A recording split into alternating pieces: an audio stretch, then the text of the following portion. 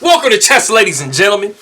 All right, man. So, as I always say these days, if you do want to skip the intro and jump right to the action, I do have in the description at the very top a little blue timestamp. Click that and you're good. For anybody else that wants to listen to what I have to say at the beginning, let's roll. I appreciate everybody very much for stopping by. As you guys do know, we had Jeffery Xiong and Wesley playing the Speed Chess Championships. And it was kind of crazy because at one point, Jeffery Xiong was leading 8.5 to 3.5. So it was looking pretty bad for Wesley at first, but he turned it around and he ended up winning the match 18 to 14. So that ended up being pretty crazy after all of that. But for my people that are coming from the Philippines, I would say Maligayang pagdating sa mga chess, ladies and gentlemen. Magandang umaga, magandang apon, magandang gabi, magandang araw, mabuhay to you. Kamusta na aking mga kaibigan? Masaya ko makita kang muli. Maraming salamat po sa nanonood ng aking mga video. Kapayapaan? Yes. Kapayapaan sa inyo. Okay, so I got it right on the end. So appreciate the feedback. I will be doing a video in a little while, just kind of tossing it out there, just kind of giving people a better understanding of kind of how I do languages and how I work on things. Because as you guys know, I do try to continuously work on getting more languages and stuff like that. So I'll just kind of give you guys a little behind the scenes look at how I do my stuff and trying to be the best I could be. But if you guys are ready to go, let's take a look and see what we have for this game. All right, so we got knight to f3. So we start off with the Réti opening. And as you guys hear me say all the time, this normally transposes probably like 95% of the time into something else. It'll get into like a King's Indian or it'll get into like a Queen's Gambit or something like that. It doesn't usually just stay as a Réti. We do see d5 and then we have c4. So we have the Réti Gambit. So you can accept it or you can decline it. It's up to you. So Wesley decides to decline it. So he just pushes his pawn to d4. And I mean, it's actually a pretty good square for the pawn because you are taking away this nice desirable square for the knight to go to. So it's definitely beneficial. We do have b4, and I mean, it looks kind of crazy because it's like you're controlling like this center, which isn't really a center, but I mean, you are getting your pieces, your pawns out there, right? So we do see f6, and this is just trying to do, kind of what White was doing the other day, just kind of trying to establish like a super great pawn center. So we do have e3, immediately trying to break that up. We have e5, so like I said, your black definitely has like a nice little pawn chain going on. You also are kind of playing against this bishop fianchettoing here. It's not going to be the greatest diagonal for that bishop to be on. So we do see c5. You kind of had a problem with bishop taking here. So you kind of had to do something about it. So we do see c5.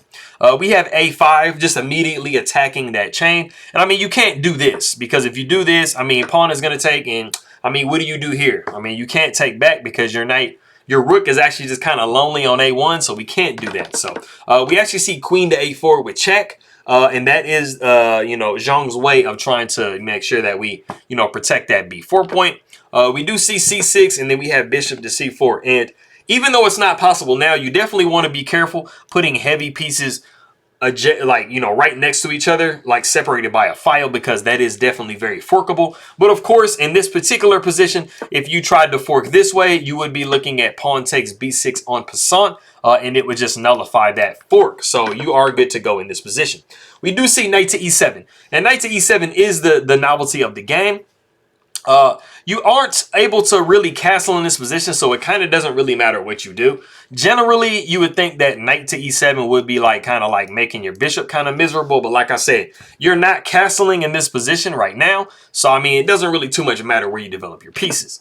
We do have castles by White. Knight comes to a6, and then we do see a3, and I mean, Jeffery Xiong has like some definite plans with this position, and you are going to see what those are coming up in the next few moves. We got pawn taking b4, and then knight back to c7. And this is a full-on queen sacrifice because this rook is undefended on a1, and there isn't anywhere that you can move this queen that protects it. So you have to give the queen up. Queen takes a8, knight takes a8, rook takes a8. And, I mean, the position actually just got very interesting because, I mean, you have an extra piece for White, but you are down to queen. and 367, 367. The pawns are the same. So I mean, it's pretty much who is going to play with their piece configuration a little bit better. So we will see. You do see G5, and this is just trying to, you know, further prevent any type of knight movement. So you're just restricting the knight further. We do have pawn taking D4, and we do have E4. And E4, I mean, that's kind of inconveniencing the knight just a little bit. You know, this pawn is kind of like loose. I mean, these are kind of some loose pawns, but there's not really a way to get at them at the moment. But Jeffery Xiong says, man, I don't even care about that knight, bro. So he says rook to E1 is how I'm gonna do my thing. And I mean, this does make it somewhat dicey. We got pawn taking F3, and then we have bishop to E6. And I mean, bishop to E6, it's actually causing some problems for black. Automatically, what you have to be paying attention to is that this rook is tying this knight down to this king, or it's making it possible, if the knight does move, for you to get some type of discovery attack going, right? So, you know, you definitely have some problems with the bishop taking here on C8, because this knight cannot help because it will be pinned after that. And, you know, after the bishop takes here, you know, you can definitely move bishop to B7, and this rook is defended. So, I mean, it's looking pretty dicey, right? So, you know, because of all of the stuff that I just mentioned, right? Where do you put this queen? Like, that literally does what you wanted to try to do. So if you want to pause the video and you want to try to guess, what do you do with your queen in this position? Go ahead and do so.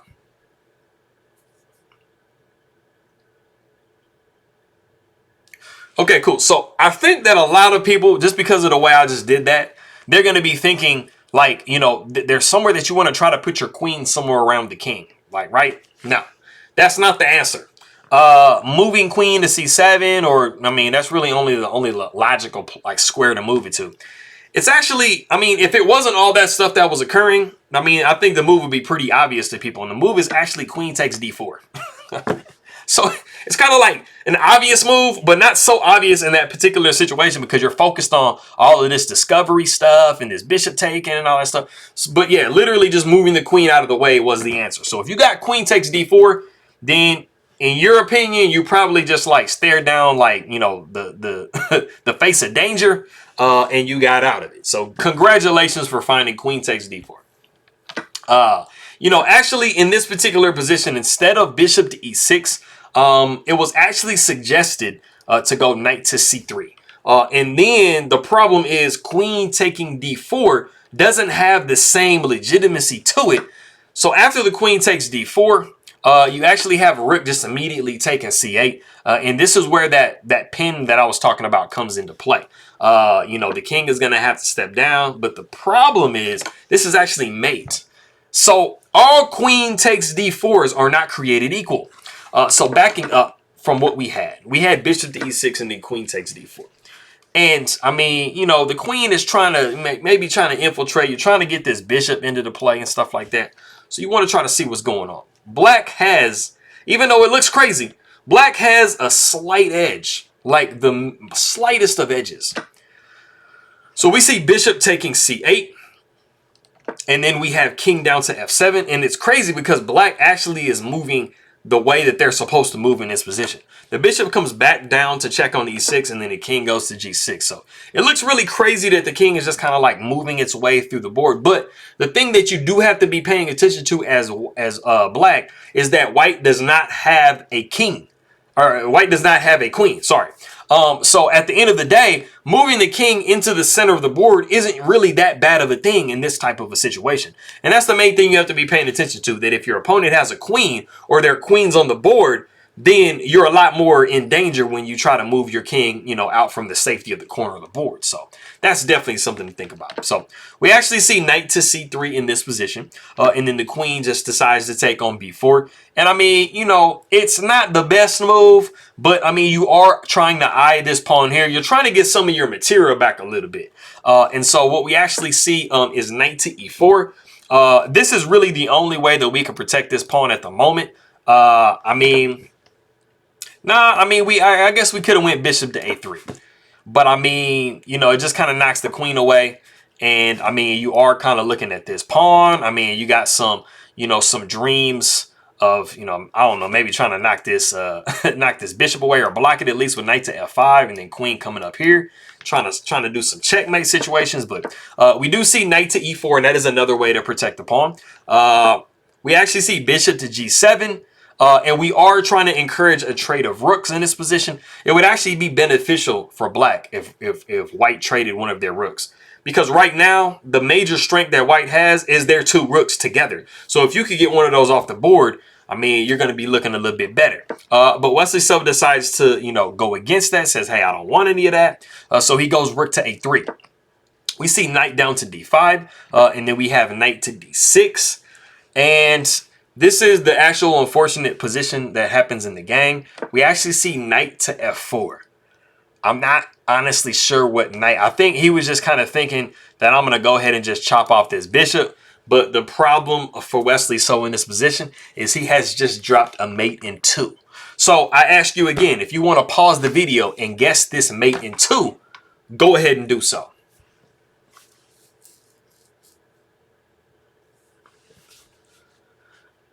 Okay, so whenever you guys are doing tactics, I mean, of course, this is more like a live tactic situation. But when you're doing tactics, automatically, or when you're in your games, the first thing that you want to look for when you're looking for like the move is a check. You know, you want to look at checks, captures. There's like kind of like a certain procedure that you go through when you're checking moves, right? So automatically, I feel like at least people out there would either be considering bishop to f5 or bishop to f7. One of them mates and one of them doesn't. And so we actually have bishop to f7 is the correct move. The reason why bishop to f5 isn't mating is because this diagonal is not completely controlled. And that's the problem. Because this king can escape here. And if you were to check on f7, you know, you do have king down to h5. So like I said, this diagonal is not controlled. Now, if we look at what actually happened in the game with bishop to f7, that is the case now. That diagonal is controlled. So so it is actually in this position that Wesley So does resign the game. But if we go one move further, which is mate, the only move that the king can make in this position is king to h6, which was the same as before. But like I said, that diagonal is now controlled. So knight to f5 is actually checkmate. So that was one move further than they actually went in the game. But that is the end of the game. As you guys can see, all of these squares are covered. And this knight is checking the king. And the king has nowhere to go. So like I said, just to show you guys again, this, I mean, it would have been an okay move. It's not like you would have just thrown the game away. But, I mean, you want to grab mate if it's on the board. And so this is not mate. It is definitely not mate. You just have that one little small square that you have to be paying attention to. So when you're thinking about what move to make in a game, sometimes there's two moves that look completely identical. Like, what's the difference? Sometimes the difference can be as gigantic as what we just saw, but it's really kind of hard to see. So going back to the final position that we had in the game, it was bishop to f7. And Wesley So saw that he was getting mated, so he did resign the game. But like I said, Wesley So did win 18-14, so he is good to go. He is advancing further, and that is that game. So I appreciate everybody very much. Makito tayo mamaya paalam, and I'll see you guys next time.